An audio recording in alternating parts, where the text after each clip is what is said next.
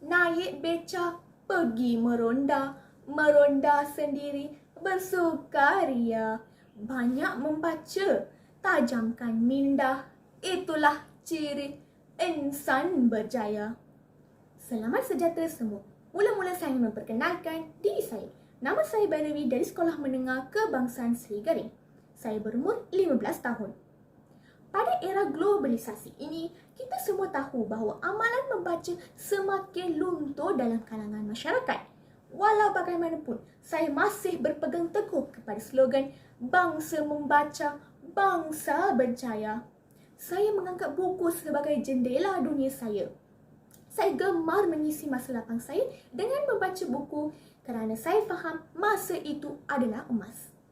Pada hari ini, saya ingin ceritakan tentang sebuah novel yang telah saya baca baru-baru ini. Novel ini bertajuk Tawanan Komander Kaukasus. Untuk pengetahuan tuan-tuan dan puan-puan, novel ini telah ditulis oleh Puan Ruzaini binti Yahya. Beliau merupakan seorang guru kesusasteraan Bahasa Melayu Komunikatif peringkat STPM. Buku ini telah diterbitkan oleh Utusan Publications and Distributors Sendirian Berhad pada tahun 2016. Novel ini mempunyai sebanyak 174 buah muka surat. Novel ini merupakan novel komponen sastra dalam mata pelajaran Bahasa Melayu tingkatan 3. Novel ini amat sesuai dijadikan sebagai bahan bacaan murid-murid kerana novel ini mengandungi elemen pengajaran serta nilai murni yang dapat diamalkan oleh seorang murid dalam hidupnya. Sekarang, saya ingin ceritakan serba sedikit tentang novel ini. Dan jika kamu berhasrat untuk mengetahui cerita penuh novel ini, kamu boleh dapatkan novel yang penuh dengan misteri ini melalui aplikasi Shopee dengan harga RM21. Novel ini menceritakan tentang 5 orang murid iaitu Farhaini, Kim Yong, Haikal, Devnat dan Wei yang telah memasuki satu dimensi baharu iaitu dimensi Kerajaan Kumbang.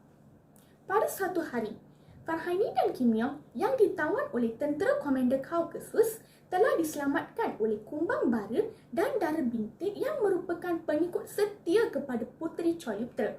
Sebagai balasan, Puteri Choliptra memohon bantuan mereka berdua untuk menumpaskan Komander Kaukasus yang ingin merampas takhta Kerajaan Kumbang serta menggulingkan takhta Maharaja Tanduk. Pada masa yang sama, wujudlah Haikal, Devnat dan Wei yang memasuki dimensi Kerajaan Kumbang itu telah ditawan oleh Kumbang Bara serta Dara Bintik dan bukannya Komander Kaukasus. Akhirnya, selepas perbualan bersama Puteri Choliptra, mereka bersetuju untuk menumpaskan tentera Komander Kaukasus yang gila kuasa itu. Tetapi malangnya, tempat persembunyian mereka itu telah diketahui oleh Komander Kaukasus kerana dibocorkan oleh seorang si pembelut iaitu Dara Bintik. Semua orang telah ditawan oleh Komander Kaukasus, tetapi Farhaini dan Kim Yong terselamat. Pada suatu malam, Dara Merah dan Kunang-Kunang yang juga merupakan antara pengikut setia kepada Puteri Choliptra datang menghulurkan bantuan kepada Farhaini dan Kim Yong.